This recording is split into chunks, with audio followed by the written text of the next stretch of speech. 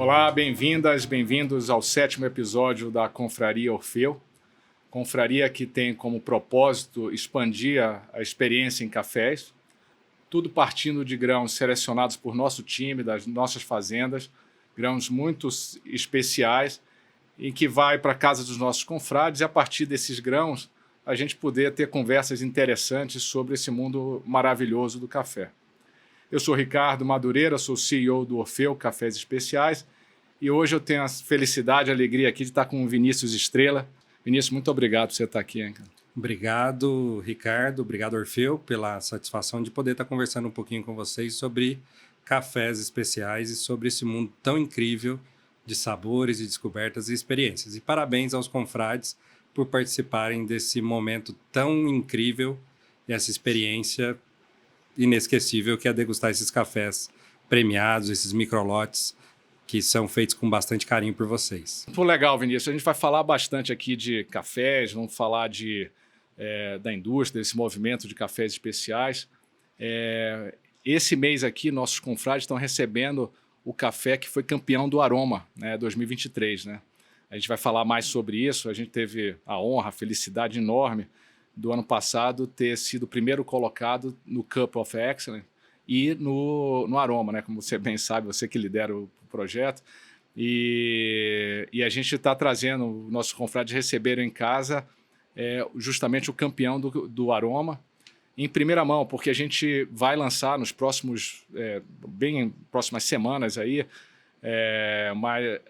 uma edição super especial, comemorativa a esse fato assim, inédito, né, cara? Então a gente vai falar mais sobre isso e degustar esse café aqui também, mas antes da gente entrar na degustação em si, eu queria aproveitar esse momento que você está aqui conosco, a gente falar um pouco mais sobre cafés, né, especiais e sobre a organização. Né?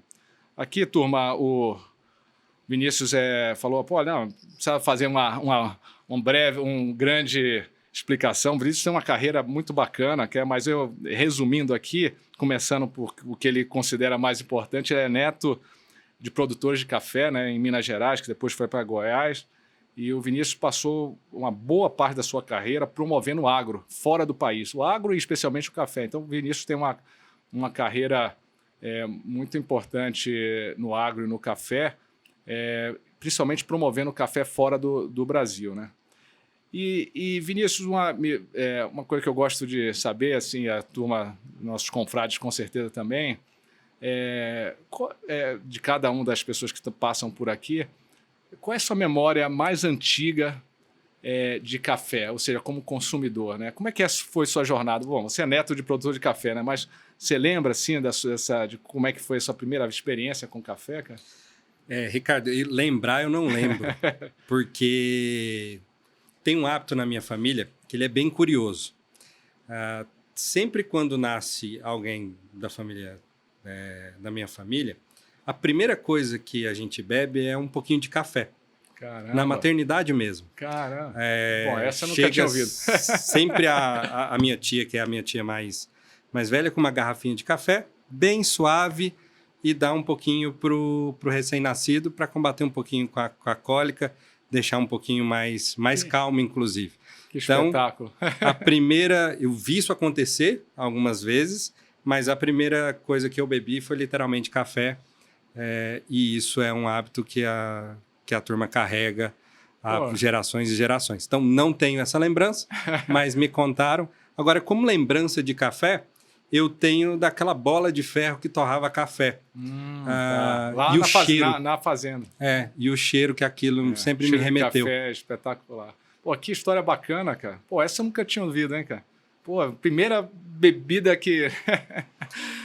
muito legal, muito bacana. Café é espetacular por isso, você tem histórias inusitadas.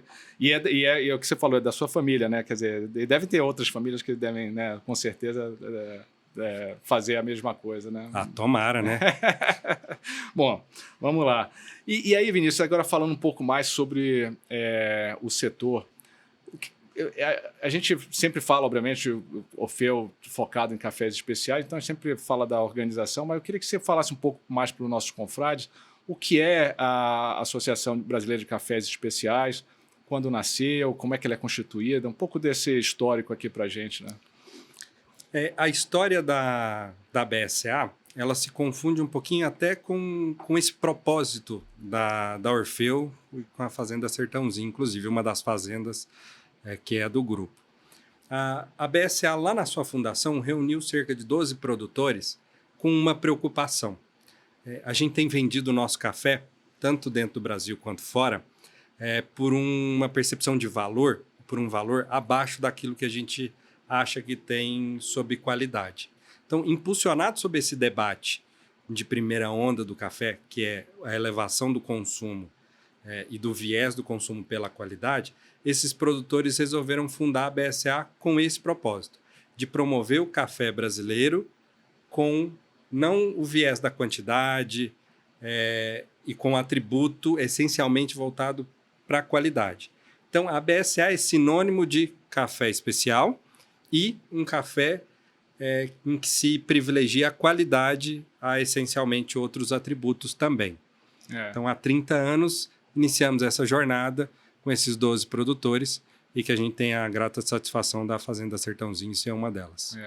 O trabalho que vocês e todas as gerações que caminharam na BSA têm feito é espetacular, porque a gente é o maior produtor, o Brasil é o maior produtor de café, né? Percentualmente, se a gente olhar o valor que a gente gera, é menor do que o nosso volume, né? Isso indica que... E foi pior, né? A gente, na verdade, todo esse movimento, a BSA tem um papel fundamental disso, de aumentar o valor agregado do café brasileiro, né? Então, é um tema super relevante para a nossa nação mesmo, né? E para o negócio de café. Ainda não temos o equilíbrio aí entre volume e valor, né, percentual, mas certamente a gente tem melhorado muito e isso é um trabalho dos produtores, membros da BSA e da BSA como um todo, né? Sem sombra de dúvida, assim. A gente criou lá atrás, na década de 90, por exemplo, o Cup of Excellence, com essa perspectiva de tentar trazer os compradores internacionais e mostrar para o mundo que o Brasil produzia café de qualidade. Hoje eu acho que a gente já alcançou essa memória dentro do grande trade em boa parte do consumidor, como o Brasil é uma origem que produz café de qualidade. Agora, a gente ano a ano vem alcançando, diminuindo esse diferencial entre relação às outras origens. Então, o café brasileiro vem se valorizando relativamente a outras origens. Exemplo disso é, por exemplo, o Cup of Excellence desse ano. A gente estabeleceu como meta que a gente pudesse elevar o valor médio do café pago pelo café brasileiro ao longo dos anos. E pela primeira vez em mais de 20 anos, nós conseguimos ultrapassar, por exemplo, o valor médio que se é pago a um café colombiano. Então, só para que a gente tenha uma ideia, na média, sempre se pagavam $20 libra peso para um café colombiano e um brasileiro 12, 14 dólares libra peso no Cup of Excellence. Esse ano a gente conseguiu ultrapassar o valor médio pago pelo café colombiano e ultrapassou os $20 de libra peso. Espetáculo, é isso aí, cara. Isso, olha quanto de valor isso é gerado, não só para os produtores que venderam esse café, né, que nós fomos um deles, né, mas principalmente para a organização, até porque o que se vende não é um volume alto no concurso, nem poderia ser, mas o que isso transmite para o mundo do potencial que o Brasil tem, sendo o maior produtor, de também fazer cafés que são espetaculares, né? Se puder falar um pouco sobre o Cup e o Aroma, o que são esses dois concursos, o Cup of Excellence e o Aroma, né? Para a nossa turma entender um pouco melhor a dimensão disso. Né? A BSA inventou, e isso é importante a gente lembrar, esse papel protagonista do Brasil enquanto origem e da BSA. A BSA, na década de 90, tinha essa preocupação de como é que a gente vai criar uma ferramenta que possa mostrar para o mundo que o Brasil produz cafés de qualidade. E aí, num programa com a Organização Internacional do Comércio, a gente recebeu um valor para desenvolver. Cinco origens receberam um valor de $20 mil para desenvolver... $20 mil, caramba, para só desenvolver isso. um programa, e o único programa que deu certo e já retornou mais de $400 milhões para 14 origens diferentes foi o Cup of Excellence. Que é basicamente um concurso de qualidade em que ele é realizado em 3 etapas. A primeira etapa é uma pré-seleção, realizada por juízes brasileiros, provadores qualificados, profissionais brasileiros, de todas as regiões. Então, a gente recebe mais ou menos 80 inscrições, limita essas 80 inscrições, aplica uma prova nesses juízes brasileiros e seleciona 13. Os mais bem calibrados, os melhores avaliadores. Eles avaliam esses cafés numa pré-seleção, avaliam numa fase internacional e convidamos de 20 a 25 compradores internacionais para serem os juízes da fase final desse concurso. Então, basicamente, a gente sai de 800 amostras na primeira fase. 800 amostras, gente, né? E chega em 40 amostras, até 40, pode ser menos do que isso, na fase final, que é a fase internacional, que nessa edição que vocês tiveram a satisfação de ter o café campeão, foram juízes de 14 nacionalidades diferentes. Então, a gente teve desde gente da Europa, dos Estados Unidos, do norte da Europa, da Dinamarca, da Suécia, até japoneses e chineses avaliando os cafés, os 40 cafés. E provando pelo menos 3 vezes o café, por exemplo, de vocês ao longo de uma semana. Para eleger qual foi o melhor café dentro desses 800. Realmente uma operação enorme, né, cara? E de uma consistência muito grande, né, cara? Aproveitando aqui o tema aqui que a gente tem falado, o nome especial, né? Que a gente fala em alguns episódios nossos, é o nome que pode dar uma ideia... talvez, a meu ver, errada, no sentido de que especial pode ser qualquer coisa, né, cara? Mas quando a gente fala de especial, no nível da BSCA, da Associação Brasileira, ele é uma categoria de café, né? E que tem um rigor para se chegar no o que é o café especial, né? E que vem do inglês do specialty coffee, que terminou ficando como especial. Como é que você poderia explicar para os nossos confrades o que é para um café receber o selo da BSCA de café especial? O que é que ele tem que ter de critérios aí? Ele basicamente tem que ter 3 grandes critérios. O primeiro deles é aquele café especial sobre a forma como é produzido aquele café. Então, existe uma preocupação muito grande com aquilo que se está servindo para o consumidor. Primeiro ponto, ele precisa ter práticas sustentáveis. Então, todo café certificado pela BSA, todo café especial, ele precisa ter uma prática sustentável. Então, desde certificação, sustentabilidade, até a questões envolvendo a agenda ESG em si. Ele precisa receber mais de 80 pontos numa avaliação sensorial, muito semelhante a uma avaliação posta no mundo dos vinhos, tá? Que por técnicos e especialistas que estão ligados à BSA. Exatamente. Não é o próprio produtor que vai lá e diz, esse aqui vale tantos pontos. É vocês que fazem esse trabalho, né? E o terceiro ponto, que é nesse sentido, ele é avaliado de maneira anônima. O provador não sabe o café que ele está avaliando, bom ponto. E ele é avaliado por pelo menos 3 provadores. E quem são esses provadores?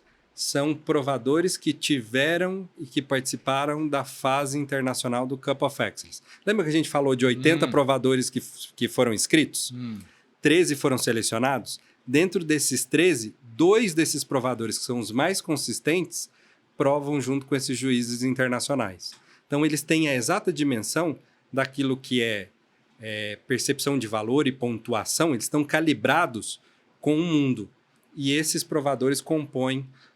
esses 2 passam a compor o seleto grupo de provadores BSA, que são os provadores que avaliam esses cafés e que dão essa pontuação acima de 80 pontos.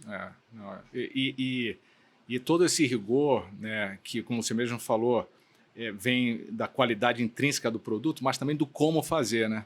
E que é um tema cada vez mais caro, importante para os consumidores, né? Entender de onde vem esse café, ele tem práticas sustentáveis do ponto de vista ambiental, social, cuida das pessoas. Então, acho que é um trabalho também para o consumidor, seja ele um comprador internacional, nacional de café verde, seja o consumidor final, dizer assim, olha, tem uma organização isenta aqui, tecnicamente preparada, para me mostrar aqui que esse é um produto que foi certificado, né? Então, acho que tem um papel enorme nisso, né? E só como estatística, por exemplo, a gente tem mais de 5 milhões de unidades de cafés selados com o selo da BSA.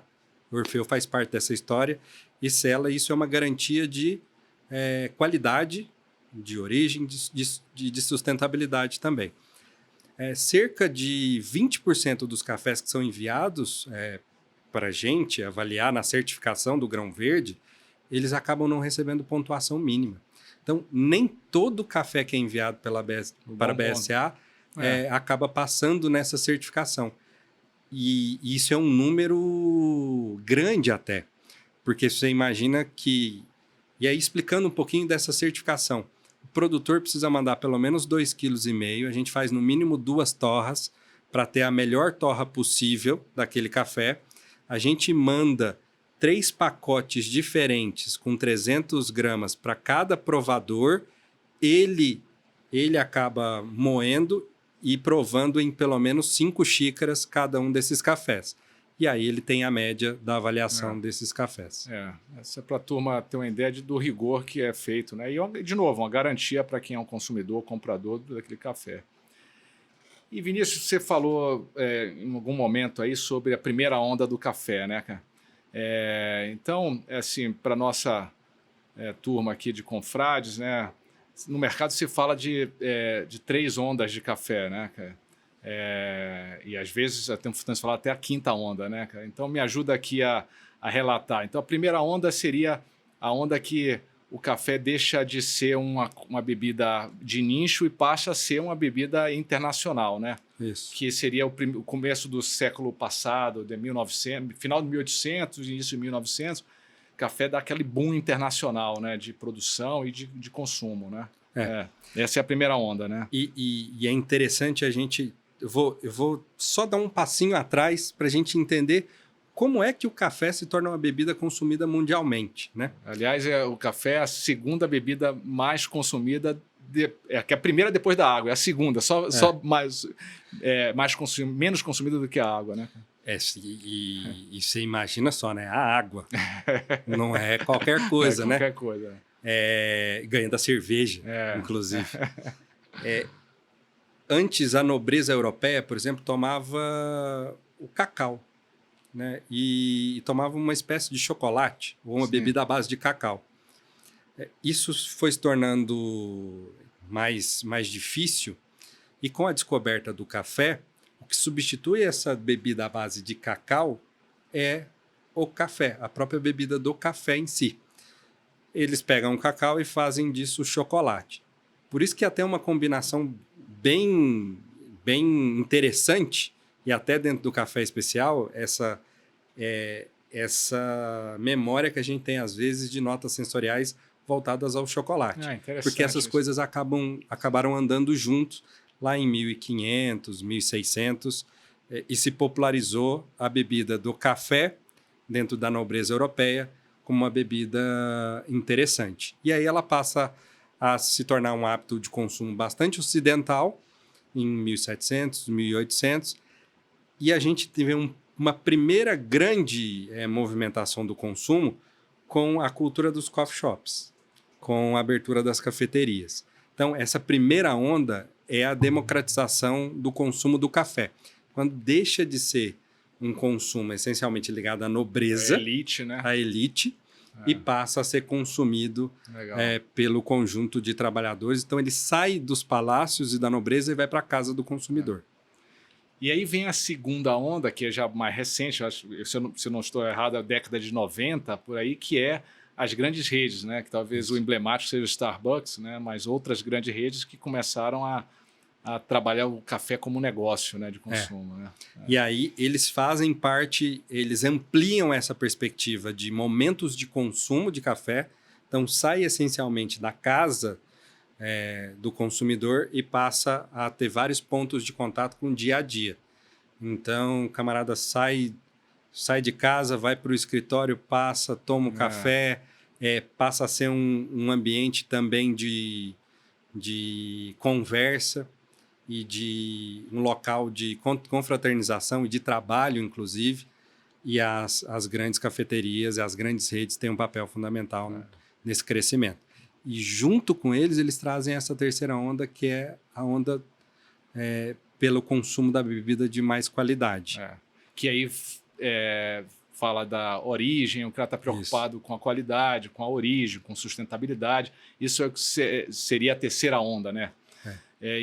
Eu antes imaginava que a gente estava na terceira onda, mas já ouvi, né, isso que eu queria ouvir sua opinião, outros especialistas e pessoal criando, falando, olha, tem uma quarta e uma quinta onda, né? Que a quarta onda seria um aprofundamento das questões científicas, técnicas, métodos, e a quinta onda seria o que hoje a gente está uma mais voltado para a experiência. Por aí assim, o que você tem ouvido? Aí, a partir da terceira onda, esses movimentos se misturam um pouco com a entrada da agenda de sustentabilidade, um pouco mais de conhecimento e experiência. Então, vamos entender que, basicamente, o café especial ele ganha tração a partir da segunda para a terceira onda. Sim. E aí ele ganha definição numa terceira onda. Uma quarta onda com o conhecimento e a comunidade e a era da informação, levando ao consumidor mais conhecimento e informação, a preocupação de como esse café é produzido, que tipo de produto é esse, passa a ganhar um grau maior de importância. Então, se comunicar com o consumidor final passa a ter um pouco mais de importância. E a partir da quarta e quinta onda, tem essas características voltadas a um pouco mais de inovação e sustentabilidade. Aí tem gente até falando de uma possível próxima onda, que é o equilíbrio entre, por exemplo, o consumo dos cafés arábicas, com os cafés canéforas, novos clones. E aí, por exemplo, vocês têm um arara, uma variedade arara, que é uma variedade brasileira criada, relativamente recente. Né? Relativamente recente e que tem bebido de maneira incrível, e ela é fruto desse movimento, que é um movimento de desenvolvimento e criação de novas variedades que acabam trazendo um pouco mais de sustentabilidade, porque elas são mais resistentes, usam menos produtos químicos, inclusive, porque elas são resistentes a algumas pragas, e elas têm uma excelente produtividade. Então, garantindo assim, menor uso do solo, um manejo mais eficiente e mais sustentável do grão, resultando num produto melhor para o consumidor. Isso é muito interessante. Eu quero pegar esse seu gancho aqui para a gente falar do nosso café do mês. Mas a gente volta a conversar enquanto a gente estiver aqui degustando, porque eu queria, pegando duas linhas aqui. Uma, a linha sobre as ondas, né? Seja ela quantas foram, mas essa tendência. Eu queria entender de você como é que você está vendo isso no Brasil, frente à sua experiência internacional na Europa, nos Estados Unidos, né? De como é que o Brasil está em relação ao consumo final, esse consumo ali na cafeteria ou dentro de casa mesmo. Então, acho que é um tema legal eu gostaria de ouvir você. Mas agora, pegando o seu gancho do arara e do café, eu queria passar aqui para a gente falar do café do mês. Pode ser? Pode. Vamos perfeito. lá. E aí, Vinícius, o que acontece? Assim, nossos confrades, eles recebem... a hora que ele se engaja no clube, né, na confraria, ele recebe um caderninho como esse, né, que é um caderninho simples de anotação, né, sobre as experiências que ele tem de café. Que é uma coisa legal se a pessoa precisa ser super disciplinado, mas essa questão de experiência de café, vinho, cerveja, tem muito a ver de você também lembrar, anotar a experiência, como é que foi. Então, a ideia nossa proporcionar isso aos nossos confrades. Então, ele recebe um caderninho desse. E todos os meses, como eu falei no início, ele recebe um grão, né, 250 gramas, pode ser tanto do torrado e moído, se ele não tiver um moedor em casa, ou um grão, né, inteiro. Então ele recebe o pacote e recebe um cartão, um card desse com as características, né, que também é legal, que é colecionável e tal. E como eu falei, esse mês é o campeão do Aroma, que é um Arara, né? Um café que foi produzido, foi plantado e criado e desenvolvido em uma das nossas fazendas, que é a Fazenda Rainha, né? Que fica ali na divisa em Poços de Caldas, né? Na região ali mogiana. E ele como você falou, o Arara é uma variedade desenvolvida no Brasil, né? A gente tem tido, nós e outros produtores, muito sucesso na qualidade da bebida, mas também na produtividade dele. É um café robusto, que permite, como você falou, uma produção em escala boa, né? E com menos inputs, né? Menos inputs externos, né? Seja químicos ou não químicos, orgânicos. Aliás, o nosso orgânico é um Arara e bebe muito bem, e foi a variedade que mais se adaptou ao manejo orgânico, né, cara? E algumas informações aqui sobre esse café que a gente vai beber daqui a pouco, né? Ele vem de um talhão que chama Represa, né? Que o nome é Represa lá. E a variedade Arara, ela é o resultado de um cruzamento do Catuai amarelo com Sashimor, né? Então, e uma coisa interessante, essa Fazenda Rainha é uma fazenda muito, muito, muito premiada nossa, né? Durante muitos anos, e é muito conhecida por Bourbon amarelo, né? Que bebe espetacularmente bem. E nessa área onde está o Arara, tinha Bourbon amarelo, né? E aí a turma lá, o Alexandre, que é o nosso gestor da fazenda, junto com o Lucas, né? O gestor geral, ele falou assim, pô, tá na hora de trocar ou não isso aqui, porque tem uma discussão, rende aí um outro episódio sobre varietal, né? Renovação, né? E ele falou, não, vamos apostar aqui no Arara, pô, a gente tem tanto Bourbon amarelo aqui, vamos apostar no Arara, e foi plantado em 2021. Então, esse ganhou o Aroma, cara. É a primeira colheita deles, né? Então, a coisa interessante, como isso tem essa questão de metodologia, tecnologia, agricultura tem crescido tanto com o café. E esse está a 1.350 metros de altitude, né? Então, a gente vai perceber a bebida aí uma acidez muito agradável. E é um cereja descascado. Então, ele foi lavado, um cereja descascado. Então, bom, já estou até salivando aqui para a gente tomar esse café. Então, vamos agora, Vinícius, vamos preparar esse café aqui para a gente beber e, junto com nossos confrades, a gente pegar as percepções, anotar no nosso caderninho aqui o que é que a gente vai perceber aqui desse café. Eu só te chamo a atenção para essa oportunidade que a gente está tendo de viajar, literalmente, e conhecer o grão. E isso é café especial, Ricardo. Você falou de altitude, você falou da variedade, de como ele é feito, onde é feito, o talhão. Olha o quanto de rastreabilidade tem e o quanto de história, de experiência e de cuidado tem um café como esse. E, principalmente, café especial tem muito esse sentimento de inquietude, de inovar. Olha só, um café tão bom como o Bourbon amarelo, a gente brinca nos concursos, que é um café que nunca falha. O Bourbon nunca falha. Você tem a ele coragem sempre de bebe bem. Você tem a coragem de substituir uma variedade campeã e que ela historicamente, ela fez parte dessa revolução da qualidade no Brasil e apostar numa variedade nova que tem bebido tão bem e que tem encontrado tanto espaço como a Arara. Então, esse é parte do espírito do café especial. De, às vezes, pegar algo que é bom, excelente, e colocar algo tão excelente quanto para dar ao consumidor uma diversidade maior de sabores, de perfis sensoriais e de experiências. No fim do dia, é isso que conta. Legal. Então, vamos preparar agora aqui a mesa para a gente tomar esse cafezão. Perfeito. Então, Vinícius, vamos lá, né? A gente está aqui para a turma que só está nos ouvindo, a gente agora colocou aqui em cima da mesa os nossos instrumentos aqui para a gente degustar esse cafezão. E eu quero convidar aqui a Joyce, né? A Joyce, bom, Vinícius, você já se conhece, né? A Joyce é nossa barista-chefe, né? Ela que comanda todos os nossos baristas. Joyce já esteve aqui, né? Sentada aí na sua posição, né? E aí ele vai nos ajudar aqui a fazer um preparo perfeito aí, né? E, turma, a gente, como eu falei, vocês recebem em grãos, né? Ou recebe moído. O moído que vocês recebem já é uma moagem para fazer em um filtro de papel, o nosso modelo mais conhecido aí no Brasil, a filtragem com papel.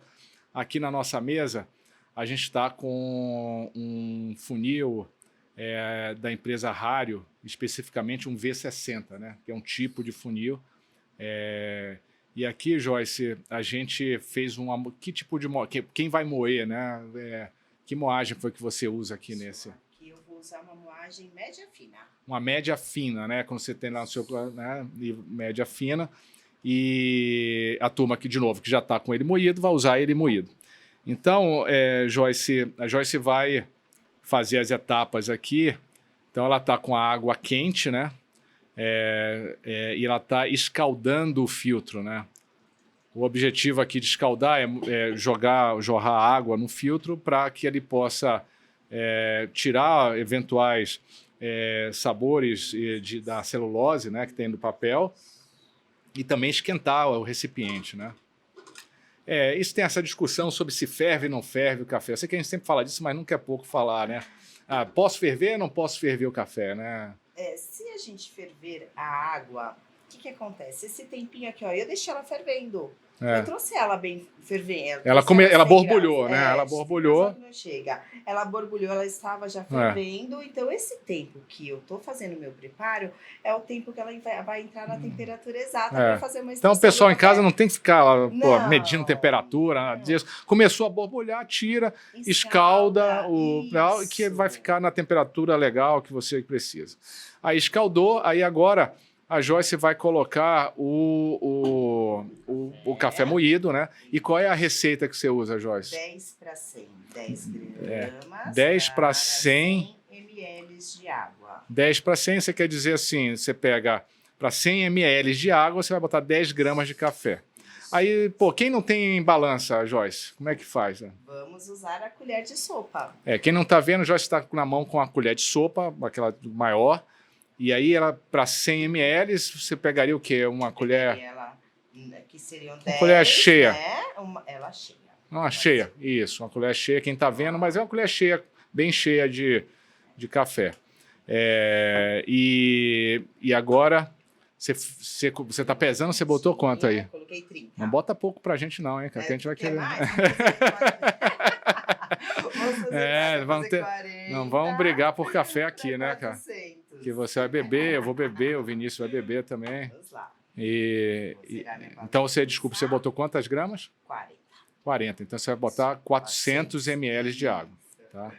E tem algum cuidado especial na hora que você vai colocar o café, a água, verter a água no... Eu vou jogar essa água primeiro para fazer a pré-infusão. Tá. Essa pré-infusão, o que eu fiz? Eu reguei todo o meu pó e vou esperar um pouquinho. Por quê? A intenção agora da pré-infusão é ela hidratar, saturar esse pó para liberar mais aroma e mais sabor para o nosso café. É como ela desce ela incha, né? Ela absorve ela aquilo. Hidrata, ela cresce. Olha, vocês não estão vendo aqui, quer dizer, quem está vendo pode mais... O cheiro, né, que é o que o Vinícius falou, né? E ele tá borbulhando aqui, né? Que é um café fresco, né, cara? Então tá borbulhando. A torra tá fresca, o CO2 está ali.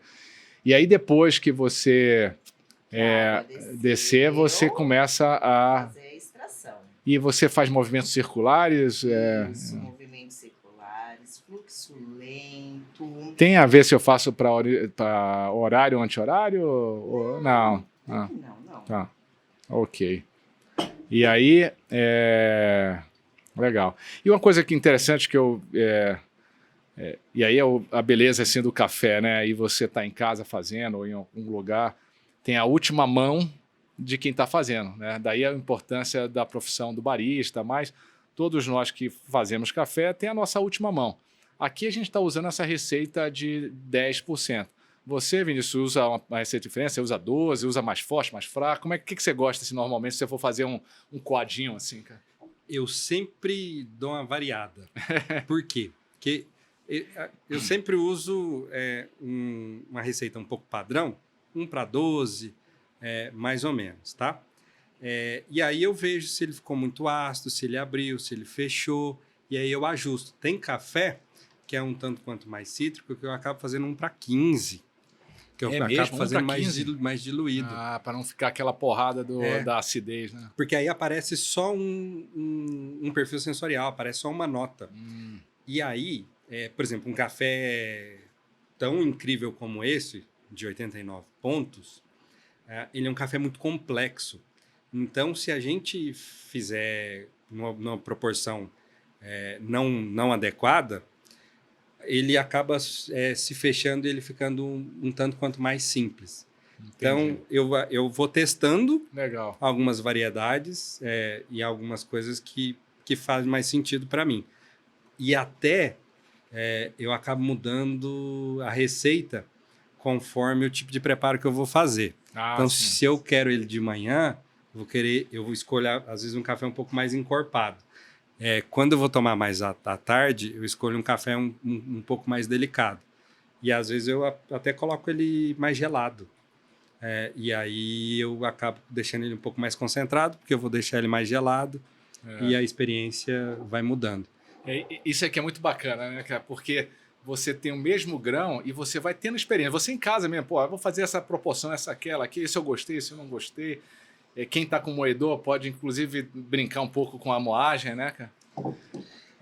Gente, a gente está aqui com a nossa caneca, né? Quem está vendo aqui a caneca dos confrades, e a gente vai agora degustar esse café. Cadê a sua, Joyce? Tem que pegar uma para você, hein, cara? Não é? Cara. E, Ricardo e Joyce, uma coisa que eu sempre faço, eu sempre tomo café, eu fecho o meu olho, tomo o primeiro gole um pouco de olho fechado, para poder entender um pouco da combinação do aroma que vai me entregar. E quando a gente está fazendo a avaliação do café mesmo, a primeira etapa é a gente quebrar a xícara, crosta, né? Quebrar a xícara do café para liberar parte do aroma. Isso compõe parte da avaliação. Então, sentir parte do aroma e ter e buscar algo que me tenha uma memória afetiva ou mesmo gustativa. Então, por várias vezes, eu tenho a experiência de perguntar para alguém, falar assim, isso te lembrou o quê? Por várias vezes a pessoa busca uma receita de infância, ou algum prato, alguma coisa nesse sentido. E aí contar uma historinha rápida. Num dos Cup of Excellence que a gente fez, os provadores falavam muito pamonha, pamonha, e os juízes internacionais nunca tinham comido uma pamonha. A gente teve que correr, comprar pamonha para todo mundo, para a turma poder experimentar, porque a gente tem a referência sensorial, às vezes, do milho verde, sim, mas é diferente de pamonha. É diferente, é outra. E aí a gente teve que ter parte dessa experiência, e a turma incorporou um novo perfil sensorial a partir dessa prova de um café. Vamos tomar esse... Joyce, pega uma coisa para você. Pega né? Olha a responsabilidade. Aí vou fazer o que você falou, fechar o olho. Temperatura do café na hora de beber. Isso muda? Tem gente que consegue beber o café super quente, mas é raro, né? As pessoas costumam beber ele um pouco mais morno. E a gente acaba provando ele quente, morno e um pouco mais frio. Na prova técnica, são 3 momentos de prova. O café... Mas me fala o que você pegou aqui desse café. O que você sente assim de... Para mim, ele é um café extremamente complexo, porque ele traz uma doçura bem marcante, alta, doçura e uma alta. acidez bem brilhante até. Então, uma acidez assim mais para cítrica assim limpa a boca, assim, é como saliva, né, cara? Ele saliva bem por completo na boca. Então, isso por que ele é um café complexo? Porque ele te dá essas duas informações que geralmente não estão presentes num café de um perfil de pontuação um pouco mais baixo. E é interessante a gente falar um pouquinho sobre isso, tá? Os cafés de 80 até 84 pontos, eles são geralmente limpos e doces. Os cafés de 85 para 87 pontos, eles apresentam 2 ou 3 características que são complementares. Os cafés acima de 87 pontos, eles apresentam uma complexidade. Então, eles geralmente, uma complexidade e alguma experiência única. Então, eles são bem marcantes. E esse equilíbrio entre a doçura e a acidez fez com que esse café tivesse uma pontuação bastante alta e essa experiência tão marcante. Então, a turma que vai receber esse café em casa pode ter certeza que vai estar tomando, além de um cafezão, uma experiência que vai deixá-los até querendo entender como é possível. E é uma doçura, eu pego assim, açúcar mascavo, assim, melaço. Não é mascavo, não, é melaço. E eu peguei um pouco de... É como se... não sei se é erva doce, não é erva doce, mas é uma coisa de capim, assim, mas bom, não é ruim, assim, obviamente, mas... capim cideira, talvez, essa acidez, mas aí você falou... Depende muito, o bom degustador técnico, ele está sempre calibrando a percepção dele. Né? É importante você, quando come um abacaxi, falar, esse é um gosto de abacaxi, esse é o gosto de maracujá, esse é o gosto de melaço. Porque na hora que você pegar isso aqui, o que você está vendo, turma? E a sua história da pamonha é espetacular, né, cara? É isso mesmo, né? Porque tem sabor, mesmo dentro do Brasil, né, cara? Eu sou de Salvador, lá no Nordeste, você pega... Tem sabores que são lá do Nordeste, que eventualmente a turma do Rio Grande do Sul pode não saber, né? Então essa discussão é muito interessante, né, cara? Super. E nas provas a gente tem discussões importantes sobre isso. Mas por isso que, assim, trazendo, a gente pode falar aqui me lembra um pouquinho de chá, dessa experiência até de chá. Pela proporção que ele tá, um pouco mais floral também. Floral, então, assim, ele é um café bastante complexo porque ele te dá diferentes drives, né? E essa experiência um tanto quanto única. Agora, isso é do café, da variedade, é uma combinação da variedade, do terroir, do processo. Do processo, né? Esse é nesse caso de cereja descascada. Nesse caso, né, ele dá uma bebida, tende a ser mais leve, né? Tende a ser um pouco mais leve. E interessante, assim, para a nossa turma entender. Este é um processo que foi criado no Brasil. Não cereja sabia. Descascado foi um processo criado no Brasil para valorizar parte do nosso café, porque o nosso café natural bebia bem, mas os cafés lavados não bebiam tão bem quanto os lavados, por exemplo, colombianos ou de outras origens. E aí o Brasil inventou, assim como a gente está falando de alguns fermentados, alguns experimentos, há 25 anos atrás o cereja descascado era uma experiência feita no Brasil e hoje é adotado no mundo todo. Que interessante, gente, eu não sabia. E para nossa turma entender, o café é uma fruta, né? E é uma cereja, né? E o cereja descascado é a fruta madura, ele foi colhido manualmente nesse talhão, ele é maduro, e aí passa por uma lavagem, ele despolpa, ele tira essa casca dele, né? Então, descascado nesse sentido, ele vai secar com a mucilagem, mas sem a casca, né? E aí ele acaba tendo um pouco mais de leveza, essa mucilagem acaba dando um pouco de doçura para ele, e ele fica tão complexo quanto. Então, existe uma combinação entre o grão, o terroir, o processo, e vocês são parte fundamental do processo, porque no final vocês vão ser a Joyce fazendo esse café e com a responsabilidade de abri-lo ou de fechar essa experiência. E aí a gente Se perguntar para um colega que está fazendo na proporção, e a água é importante, porque a água, a experiência, a dureza dela muda também completamente o sabor. Sua experiência, então, se a gente perguntar para um colega, por exemplo, lá na Bahia, um colega no Paraná, um colega no Rio ou em São Paulo, talvez eles tenham também uma experiência diferente, algum perfil sensorial, alguma nota tenha talvez aberto por causa da água. Por conta da água. A dureza, para quem não... É a quantidade de minerais que tem na água, né? Então, assim, tem águas que são mais minerais, são mais duras, né, cara? Mas, de novo, isso é a beleza, assim, E a gente sempre pede para os nossos confrades, né, que relatem, né, troquem experiências conosco e entre no grupo ali no nosso Instagram. É disso aí, pô. O que você achou mais legal? O que foi melhor? Por exemplo, quem por acaso tem uma máquina expresso em casa ou vai ver que provavelmente a acidez desse vai lá para cima, né? Quem fizer numa prensa francesa vai dar uma suavizada, né, cara? Então é muito bacana toda essa experiência ali final do café, né? E eu provei agora que deu uma esfriada, aí ele vai pegando, vai mudando, né, cara, a experiência, né? A gente tende a achar, até, historicamente, fala, não, café tem que ser super quente, né? É o que você falou, muito quente é difícil você tomar. E à medida que um café bom como esse, mesmo que você eventualmente deixou ele esfriar, você vai beber e vai ser super agradável e você vai pegar coisas que você não pegou quando ele estava quente, né, cara? Muito.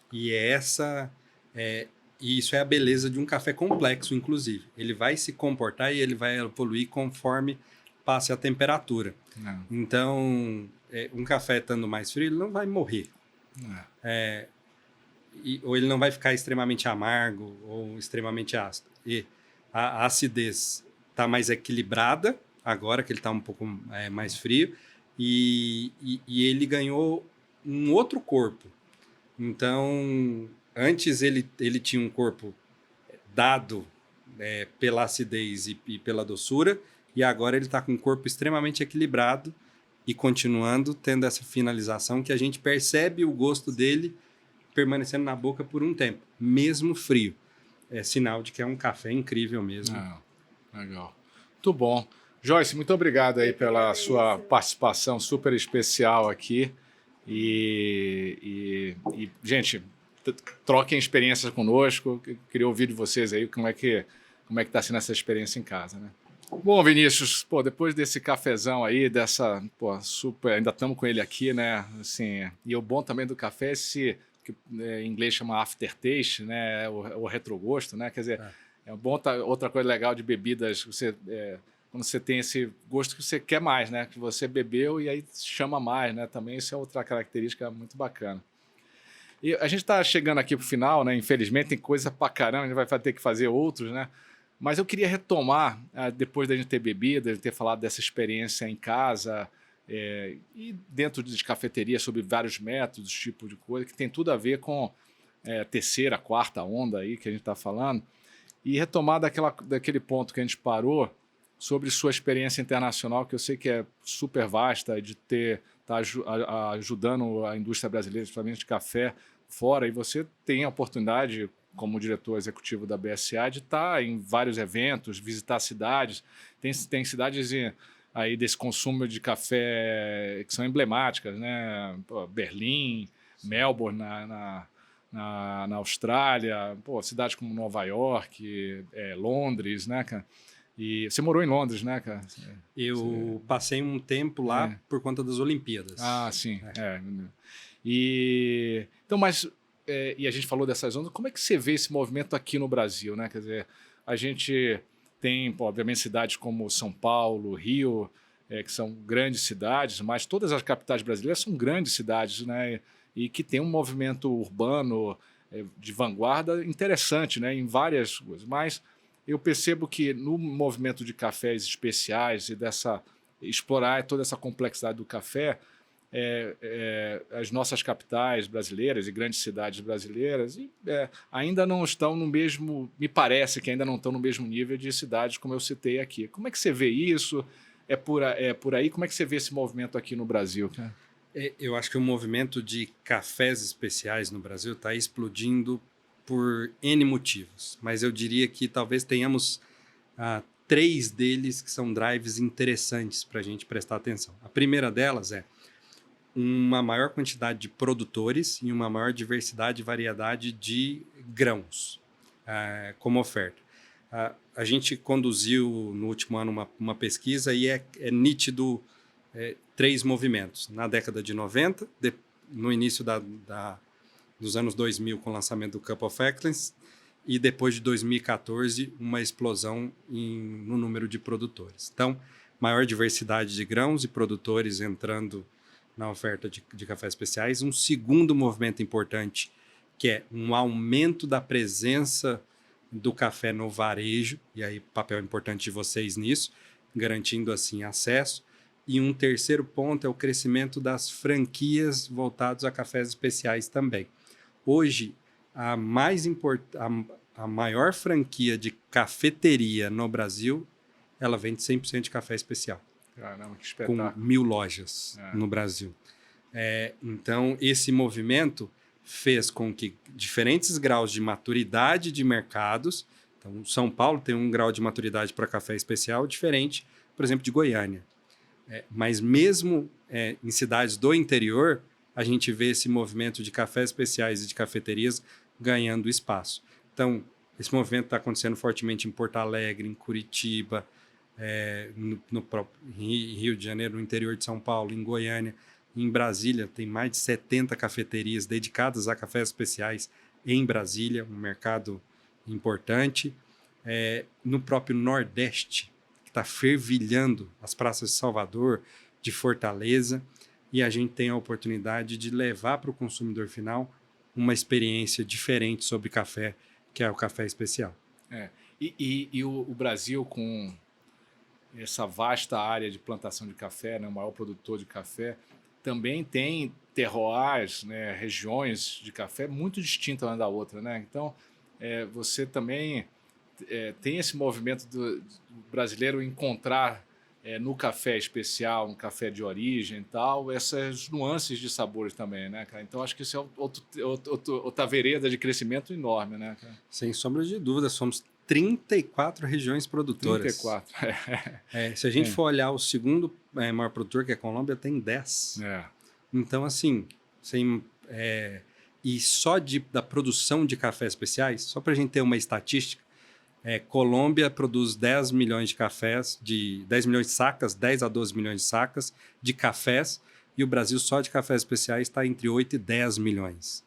Então, a gente tem praticamente uma Colômbia inteira da produção de cafés especiais. Impressionante, né? Que a gente, às vezes, não... E você acha que, de alguma forma, a pandemia mudou esse caminho, acelerou?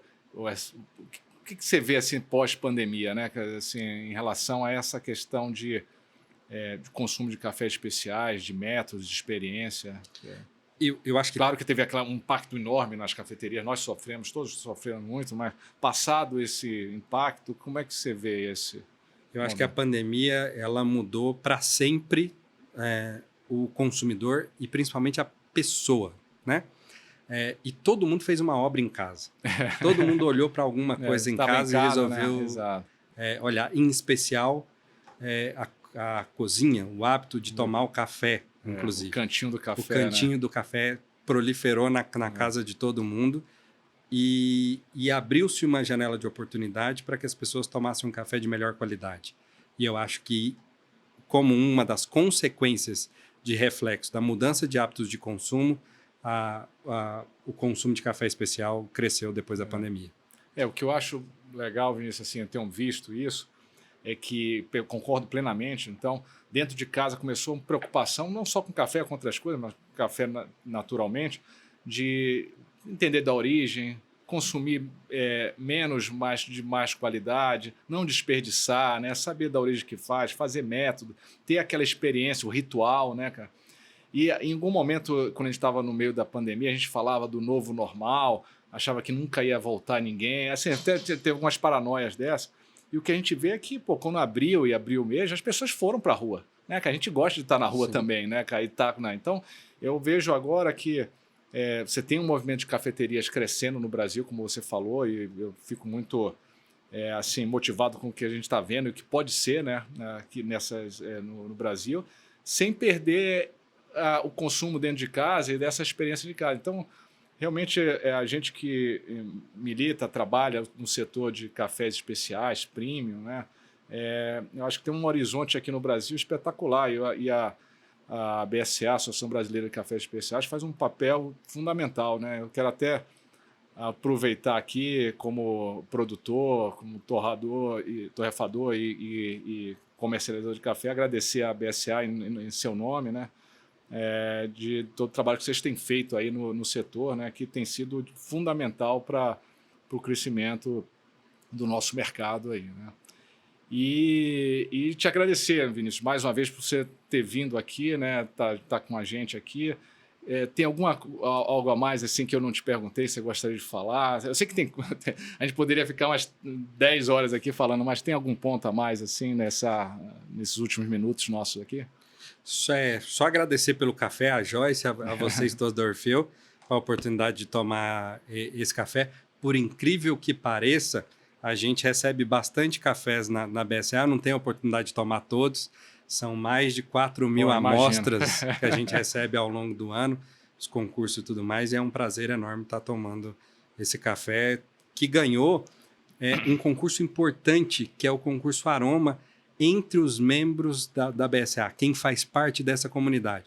Então, seria basicamente você pegar um Messi e o Cristiano Ronaldo disputando, porque os produtores que fazem parte da BSA simplesmente são os produtores de maior destaque. E agradecer a vocês por nos dar matéria-prima tão incrível para trabalhar e promover o café especial. Excelente, muito bom. Pessoal, a vocês também muito obrigado por ter estado conosco. Muito obrigado, nossos confrades, por nos seguirem e estarem junto nessa jornada. Peço a vocês que deem feedback sobre o nosso café e também sobre assuntos que a gente possa abordar, convidados que a gente possa trazer aqui nos nossos episódios. Para você que está vendo, ouvindo o nosso podcast, videocast, e que não é ainda confrade, tem interesse de ser confrade, vai estar aqui o link para conhecer um pouco mais no nosso site. Mas quem não estiver no vídeo aqui pode visitar nosso site, né, cafeorfeu.com.br, que lá vai ter o nosso espaço da confraria e vai ser um prazer se vocês puderem se juntar a nós. Tá? Então, a gente está aqui trabalhando muito aí para o café da próxima, né? E nossa turma da fazenda, da torrefação, tudo, fica todo nos skill graders, fica assim, pô, qual é o próximo café que a gente vai mandar? Então tem uma competição bacana, assim, de cada mês a gente está se superando aí no café que a gente manda para vocês. Muito obrigado a todos.